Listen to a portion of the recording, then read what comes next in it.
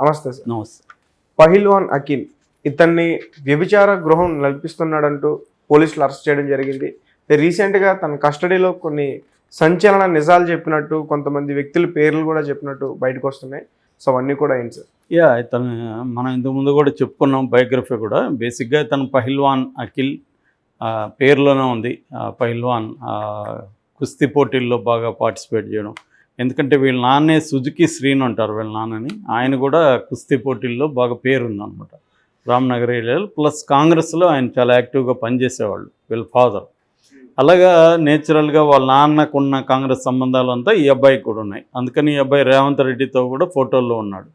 So ఎప్పుడైతే తను ఈ కేసులో అరెస్ట్ అయ్యాడో బీఆర్ఎస్ వాళ్ళందరూ కూడా ఆ ఫోటోలను బయటికి తీసి కాంగ్రెస్ వాళ్ళు దౌర్జన్యం, కాంగ్రెస్ వాళ్ళు బ్రోతల్స్ నడుపుతున్నారు ఇలాగ పెట్టారు. నిజానికి కాంగ్రెస్ వాళ్ళకి దీనికి ఏం సంబంధం లేదు ఎక్కడ కూడా.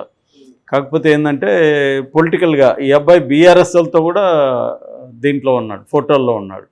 ఈవెన్ వైసీపీకి సంబంధించిన వాళ్ళతో ఉంటే అక్కడ కూడా తెలుగుదేశం వాళ్ళు వైసీపీ నాయకుడు బ్రోతల్ హౌస్లో అరెస్ట్ అని అక్కడ కూడా పోస్టులు పెడుతున్నారు. ఓకే, ఇదేంటంటే ఫోటోలు ఇప్పుడు ఆయన రేవంత్ రెడ్డి ప్రతిపక్షంలో ఉన్నప్పుడు ఎవరు వచ్చినా నిలబడితే ఫోటోలు దిగుతారు కదా, అలాగే రకరకాలు ఉంటుంది. బట్ ఈ అబ్బాయి వాళ్ళ నాన్న కూడా సుజుకి శ్రీని కూడా కొంత పొలిటికల్లీ యాక్టివ్ కాబట్టి తిరిగాడు. మొన్న కూడా ఇక్కడ ఆడం సంతోష్ అంటారు, మన సికింద్రాబాద్ కాంగ్రెస్ అభ్యర్థి, తనకు కూడా తన గెలుపు కోసం కూడా పహిల్వాన్ అఖిల్ బాగా ప్రయత్నించాడు అనమాట. అలాగే ఈ అబ్బాయి కొంత కాంగ్రెస్ వాళ్ళతో అయితే అఫినిటీ ఉంది, పనిచేస్తున్నాడు. రెండోది ఇతను హైకోర్టు అడ్వకేట్ కూడా, లీగల్గా కూడా అతను వెళ్తుంటాడు. అన్నిటికంటే కూడా సోషల్ మీడియాలో బాగా యాక్టివ్. అతని ఇంటర్వ్యూలు కూడా అనేక ఛానల్స్లో ఇంటర్వ్యూలు కూడా ఉంటాయన్నమాట. ఎందుకంటే అతను కొంత ఎంకరేజ్ చేయడం, ఇటువంటి కుస్తీ పోటీలకు పాల్గొనే వాళ్ళని, పిల్లల్ని ఈ కైండ్ ఆఫ్ ఫిజికల్ ఎక్సర్సైజెస్ని డెవలప్ చేయడం ఇవన్నీ చేస్తుంటాడు. సో అలాగా అతనికి పేరుంది. అతను అబిడ్స్లో ఫార్చ్యూన్ అనే ఒక హోటల్ని లీజుకి తీసుకొని నడుపుతున్నాడు. దానికి మేనేజర్గా శివకుమార్ అని ఉన్నాడు. మొన్న ఏమైందంటే ఈ అబిడ్స్ పోలీసులకి ఎవరో టిప్పు ఇచ్చారు, ఇట్లా అక్కడ ప్రాస్టిట్యూషన్ నడుస్తుంది.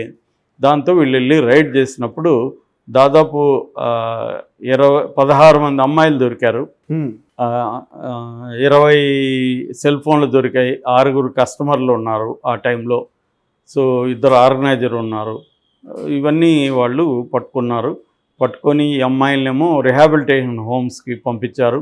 మామూలుగా సుప్రీంకోర్టు గతంలో చాలాసార్లు చెప్పింది, ఇలాంటి కేసుల్లో అమ్మాయిల్ని వేధించకండి, వాళ్ళని నేరస్తుల్లాగా చూడకండి, వాళ్ళు బేసిక్గా విక్టిమ్స్ అండ్ కాబట్టి వాళ్ళని అరెస్ట్ చేయొద్దని అనేకసార్లు చెప్పింది. అందువల్ల పోలీసులు గతంలో అయితే వీళ్ళని కూడా వేధించేవాళ్ళు, వీళ్ళ మీద కూడా కేసులు పెట్టేవాళ్ళు.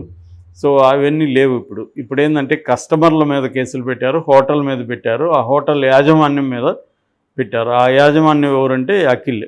సో పెట్టి కోర్టుకు కూడా పెట్టారు. అందులో పోలీసులు లీక్ చేసింది ఏంటంటే ఈ అబ్బాయి ఫోన్లో చాలా సెలబ్రిటీల ఫోన్ నెంబర్లు ఉన్నాయి, రాజకీయ నాయకుల ఫోన్ నెంబర్లు ఉన్నాయి, అట్లాగే దేశ విదేశాల్లో అమ్మాయిలు సప్లై చేసే ఏజెంట్ల ఫోన్ నెంబర్లు ఉన్నాయి. ఇవన్నీ పోలీసులు బయటికి తీసుకొచ్చారు బిగినింగ్లో. అయితే ఇప్పుడు కొత్త విషయాలు తెలిసాయని చెప్తున్నారు. ఇప్పుడు ఏమైందంటే ఈ అబ్బాయిని కోర్టు పర్మిషన్కి 5 రోజులు పోలీస్ కస్టడీకి ఇవ్వమని అడిగారు. కోర్టు 3 రోజులు మాత్రమే ఇచ్చింది. ఈ 3 రోజుల విచారణలో ఏమేమి తెలిసాయి అనేది లీక్ అయింది బయట. పోలీసులు అఫీషియల్గా చెప్పట్లేదు కానీ లీక్ అయితే అయింది. అందులో ఏం చెప్పాడంటే ఈ అబ్బాయి నేను ఎమ్మెల్యే క్యాండిడేట్ని, నెక్స్ట్ ఎమ్మెల్యేగా నేను కంటెస్ట్ చేయబోతున్నానని చెప్పాడని పోలీసులు చెప్తున్నారు. నువ్వు ఎమ్మెల్యే క్యాండిడేట్ అయితే ఎవరైనా నువ్వేమీ చేయకుండానే నువ్వు ఎమ్మెల్యే క్యాండిడేట్ అని చెప్పుకుంటే మేము ఎందుకు నమ్మాలని పోలీసులు అడిగారని. మీరు నమ్మినా నమ్మకపోయినా నేను ఎమ్మెల్యే క్యాండిడేట్ని, ఆల్రెడీ నేను ఆడం సంతోష్ కుమార్కి పనిచేశాను, కాంగ్రెస్ అతను. ఇప్పుడు నాకు ఎవరు టికెట్ ఇస్తే వాళ్ళ తరపున నిలబడతాను, ఎవరికపోతే నేను ఇండిపెండెంట్గా కంటెస్ట్ చేస్తానని వాళ్ళకి చెప్పినాడని చెప్తున్నారు. అయితే ఇది పొలిటికల్గా ఎటువంటి సంబంధం లేని కేసు అని చెప్తున్నారు.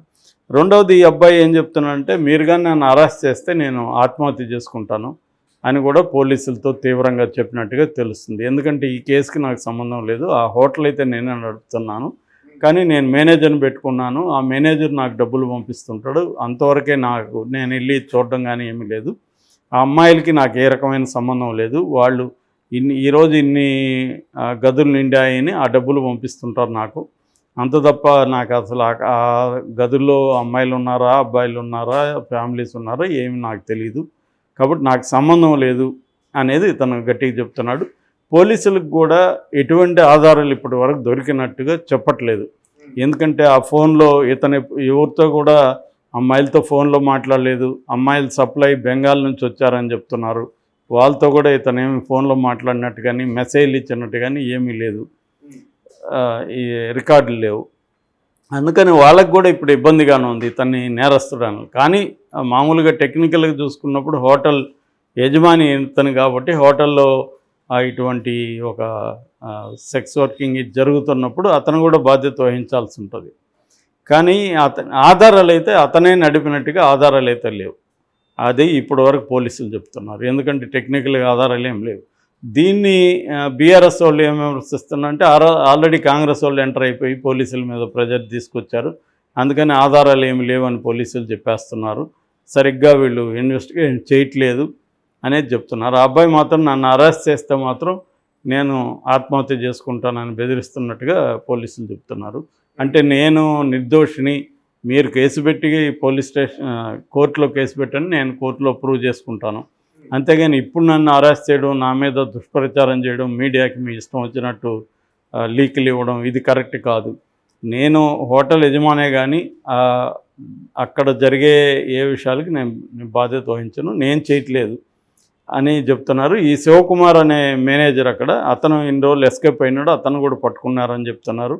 అతను కూడా కోర్టుకు పెడుతున్నారు. అతను కూడా కస్టడీకి అడిగే అవకాశం ఉంది. అతన్ని అడిగితే అతను ఏం చెప్తాడనేది కూడా చూడాల్సి ఉంది. అతను కానీ ఈ అఖిలే చేశాడు, ఇదంతా కూడా అఖిలే ఆర్గనైజర్ అని చెప్తే మాత్రం అఖిల్కి ఇబ్బంది ఉంటుంది కొంతవరకు. అయితే అంతవరకే సరిపోదు, రేపు పొద్దున కోర్టులో ఆధారాలు చూపించుంటారు, టెక్నికల్గా కూడా వీళ్ళు చూపించున్నారు ఇతనే చేశాడే. ఇప్పుడు ఇతనే అరేంజ్ చేశాడు అనే దానికి వీళ్ళ దగ్గర ఏం ఆధారాలు లేవు. హోటల్ ఓనరు అనేది మాత్రమే వీళ్ళ దగ్గర రికార్డ్స్ ఉన్నాయి తప్ప వేరే ఏం లేవు. మామూలుగా అయితే ఆ మేనేజర్ బాధ్యత వహించాలి. ఎందుకంటే ఆ మేనేజర్ కదా ఏవి కూడా ఐడి కార్డు లేకుండా వాళ్ళందరినీ తీసుకొచ్చింది. సో ఆయన మామూలుగా అయితే వాళ్ళ బాధ్యత ఏంది, మనం వెళ్తే కూడా ఐడి కార్డు లేకుండా ఏ హోటల్లో కూడా ఇవాళ అనుమతించరు. ఐడి కార్డు ఇద్దరు వ్యక్తులు పోతే ఇద్దరు వ్యక్తులకి ఐడి కార్డు ఉండదు. ఇంతకుముందు అలాగ ఉండేది కాదు, ఒకరు తీస్తే 5 మందిని పంపించేవాళ్ళు. ఇప్పుడు అలా కాదు, ప్రతి వ్యక్తి ఐడి కార్డు ఉండాలి. ఇంకా వీలుంటే వాళ్ళు ఫోటోలు వీడియోలు తీసుకుంటారు, సీసీ కెమెరాలు ఉంటాయి, అంత పకడ్బందీగా ఉంటున్నాయి ఇవాళ హోటల్స్. ఇంకా ఓయో అంటే ఆన్లైన్ రికార్డింగ్ కూడా ఉంటుంది, అది క్లియర్గా రికార్డు ఉంటుంది.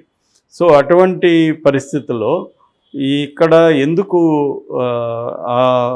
మేనేజరు ఇవేవి చేయకుండా రూల్స్ని ఫాలో కాకుండా చేశాడంటే అతను ఖచ్చితంగా కుమ్మక్క అయ్యే అవకాశం ఉంది. నిజంగా అఖిల్కి అయ్యాడా లేదనేది మనం బయట నుంచే చెప్పలేం. ఎందుకంటే ఇతను చెప్తున్నట్టుగా ఇతనికి తెలియకుండా కూడా వాళ్ళు చేసే అవకాశం ఉంది. కానీ యాజ్ ఎ ఓనర్ ఈ హ్యాస్ టు టేక్ రెస్పాన్సిబిలిటీ. నువ్వు నీ హోటల్లో ఏం జరుగుతుందో తెలియకుండా ఎలాగా నువ్వు ఎవరినన్నా నమ్మి ఎందుకు ఉంటావు అన్న ప్రశ్న వస్తుంది. సో కాబట్టి ఆ రకమైన బాధ్యత అయితే వహించాల్సి ఉంటుంది. బట్ ఇతనే దీని ఆర్గనైజర్గా మాత్రం పోలీసులు ఎస్టాబ్లిష్ చేయడానికి వాళ్ళ దగ్గర ఎటువంటి ఆధారాలు అయితే వాళ్ళ దగ్గర ఇప్పటివరకు లేవు.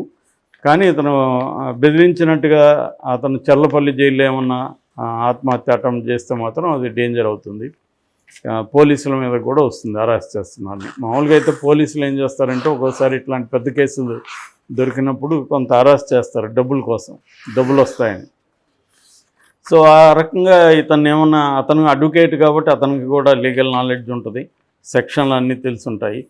సో మీరేమన్నా ఉంటే కోర్టులో చేయండి, ఆధారాలు ఉంటే కోర్టులో ప్రొడ్యూస్ చేయండి, నేను కోర్టులో తీసుకుంటున్నాను, నన్ను అరెస్ట్ చేస్తే మాత్రం నేను ఆత్మహత్య చేసుకుంటున్నానని బెదిరిస్తున్నట్టుగా తెలుస్తుంది. మరి పోలీసులు ఏం చేస్తారని చూడాలి.